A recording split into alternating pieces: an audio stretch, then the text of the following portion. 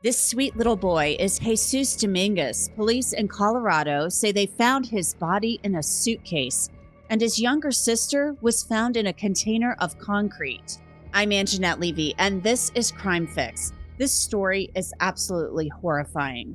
No one had seen Jesus Dominguez since 2018. At that time, he was around 5 years old. His younger sister, Yesenia Dominguez, was 3 at that time. On January 20th, police in Pueblo, Colorado, were called to a storage business after someone discovered a container filled with concrete. Officers said Yesenia's body was inside, encased in that concrete. A search then began for Jesus. Earlier this month, police found his body in a car at a scrapyard. Jesus's body was in a suitcase in that car.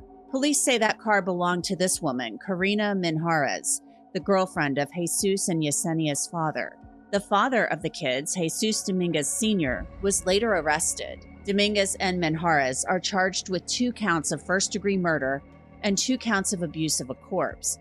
Dominguez is also charged with theft of government benefits, likely because the children were receiving those benefits and he was still collecting them, according to police. A spokesperson for Pueblo police told me that they had been asked to check on the children, but never located them.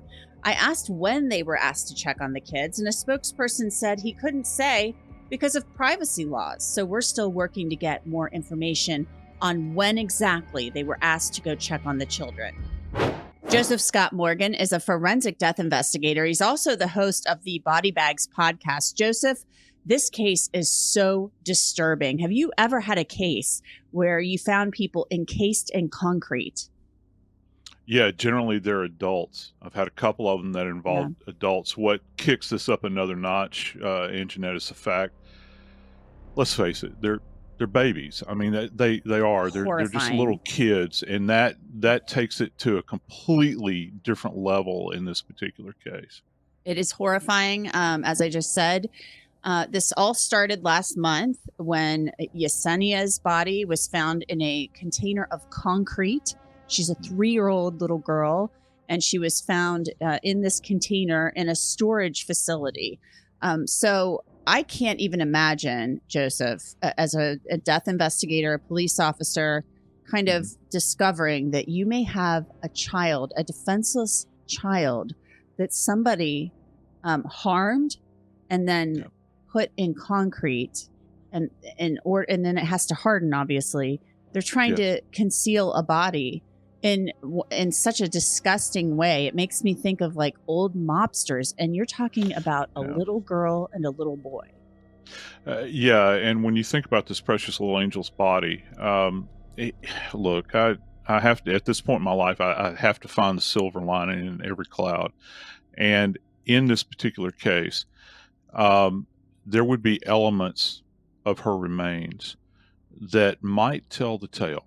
And that's the one redeeming bit, if there is anything here. We talk a lot when we're discussing trials and that sort of thing about preservation of evidence. That's kind of goes to the heart of what forensic scientists do. In this particular case, you have containment. I'm not saying, and forgive me, but I'm not saying that her body would not have decomposed. However, those elements that are surrounding her body are literally frozen in that moment in time. She'll never be older than she was the day that they, just bathed her in that concrete and set her aside. But there might be some evidentiary value there that they can recover. The trick, though, and this has always been the case, anytime I've been involved in these cases, is freeing her body up from this. And that in and of itself is a Herculean task.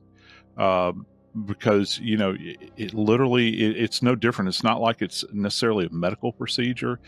You have to call upon your ability to wield brute strength but yet be almost like a sculptor, where you're trying to knock away these pieces so that you don't lose anything, but you know that therein lies the body. So it's a very painstaking task.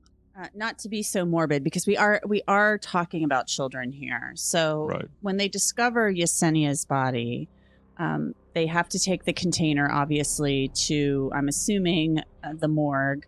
Yes. And they start chipping away, as you say.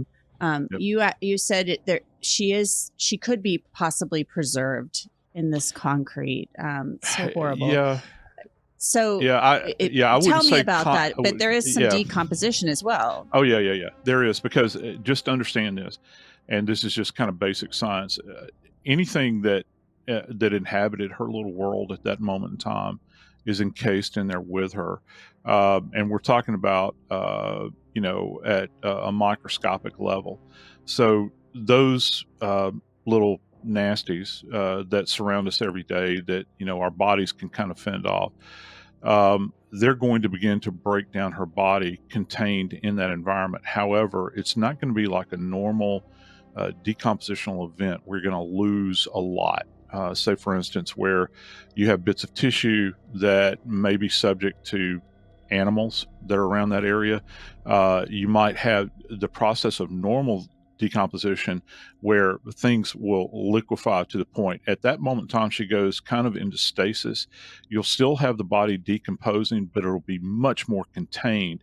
That's why for every little chip that you take out of that environment that she's literally hardened in, you have to examine every little bit, because you don't know what's contained in the original mix with her. So and I have no idea what the cause of death is going to be, but let's just say in generalized terms, if there's any kind of trace evidence, if there's a cigarette butt that was thumped in there, I've actually had that happen before, shell casings, any of the usual suspects that we think about, that stuff is all contained there. And this is what I always return to. I always think these people slip up somewhere. There's some way that we're going to be able to determine what happened to her. Let's talk about little Jesus now, Yesenia's brother. Her older brother, after she was found, the police start investigating, and they start looking into records, and they discover there's a vehicle at a scrapyard. Yeah. So they get a search warrant, and they discover a suitcase. And sadly, this is where they find little Jesus's body. So this is a different type of container, obviously, Right. than a steel container. We're talking about a suitcase. So does that present new challenges, or is it a similar set of circumstances when trying to figure out how he died and to get to his body? Yeah, it to a certain degree it does. Remember, in contained within the car, we're talking about the car itself. That car is going to be more subject to the changes in ambient environmental conditions. I'm thinking heating and cooling. So all of us can identify with what it's like to get into your car in the middle of the summer and you grab hold of your steering wheel.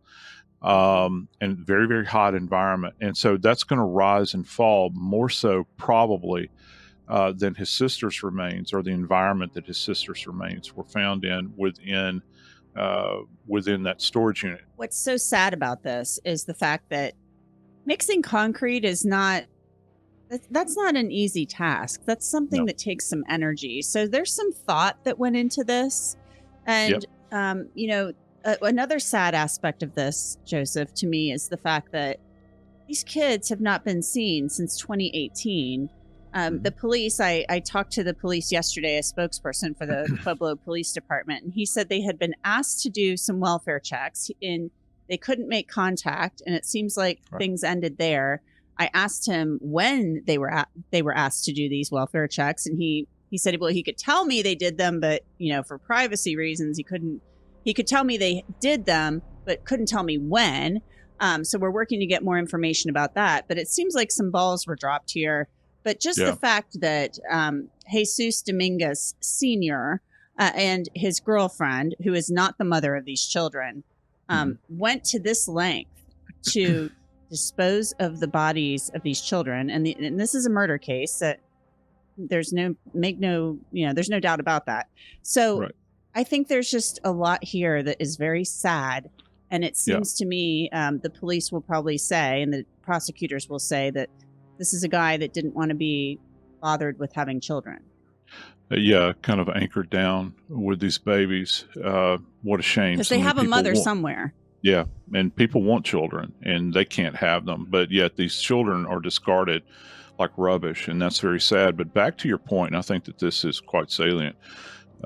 You think about the effort that has to go into, Yes. let's say you go to a local box store and you buy a bag of concrete mix. That goes to purpose, doesn't it? And you begin to understand how much you need in order to facilitate this horrific deed that you're undertaking, and it goes to the thought, and also the obscuring of the bodies as well. Uh, I guess that many times people do this. They never think that someone is going to come around and find these remains, or they'll be long gone afterwards. And of course, as always happens, someone stumbles across these remains or a remain similar to this, and it unlocks a mystery. And the saving grace with this, again, I go back to this idea that those kids are kind of frozen in time, and that evidence is kind of frozen in time. That could help the police out tremendously. Mhm.